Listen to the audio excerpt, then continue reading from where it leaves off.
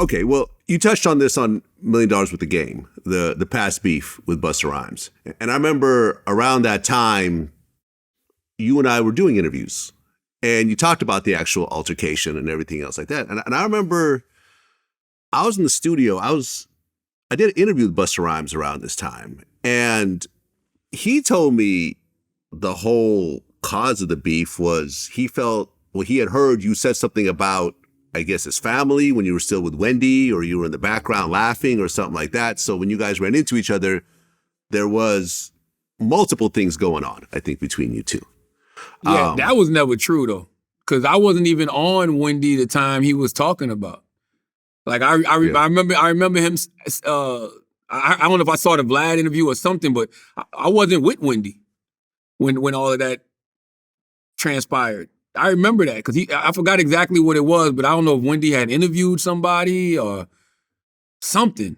But I wasn't even there. I didn't get with Wendy until 2006. And I was with Wendy from 2006, February 2006 to November 2nd, 2008. So I wasn't even there for that. In my mind, I thought Busta was approaching me because I had gave him Donkey of the Day when he put out the Otis freestyle with DMX. By the way, there's nothing wrong with that freestyle. That freestyle is dope. I was just an asshole who needed content for the day and was just stirring up waters to catch fish, And I honestly always feel bad about stuff like that because the reality is, man, Busta Rhymes is an icon, and if we don't, hold our icons in high regard, who will? So a lot of times, man, I'm on there, well, back in the day, I'm on there making jokes and, I'm clowning, OGs in the game, legends who have paved the way even for people like me. And you don't know the impact that could have on a generation of people. You know what I mean? Or a large group of people. They might start looking at, Busta funny or whoever I was talking about in the moment funny. Now, there's nobody above critique, but let the critique be like warranted. You know what I'm saying? Like, I'm not going to be just making jokes about a person's appearance or, making jokes about a person's music if, it's not an accurate critique. I couldn't tell you anything that was wrong with that Otis freestyle now. I couldn't tell you why I gave him Donkey of the Day other than, I was trying to stir up waters to catch fish. Because it was him and DMX on that, as a matter of fact. Well, yeah. I mean, it seems like, when I talked to the Charlamagne of 2023, it's very different than the Charlamagne of, 2015.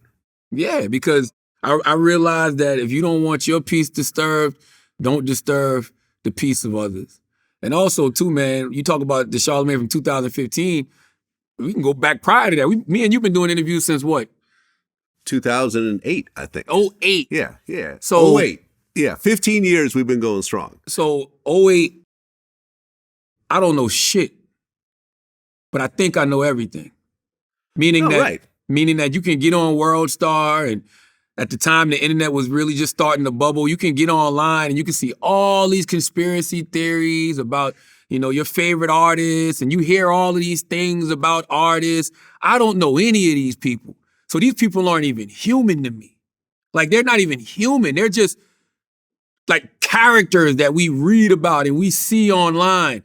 So when you think you know something, it's easier to sit down and just go at them. But damn, when you start to grow in the business and you start to grow in the industry and you start to actually have conversations with people and you start to be around people, and Vlad, you start to become a public figure yourself. You start to become the person that wasn't talking about people. Now you're being talked about. Now you looking at yourself online and you like, that ain't happen. That didn't happen. That's not true. I didn't say that. Like, what do they mean I'm in the Illuminati? You know what I mean? I'm not in no Illuminati.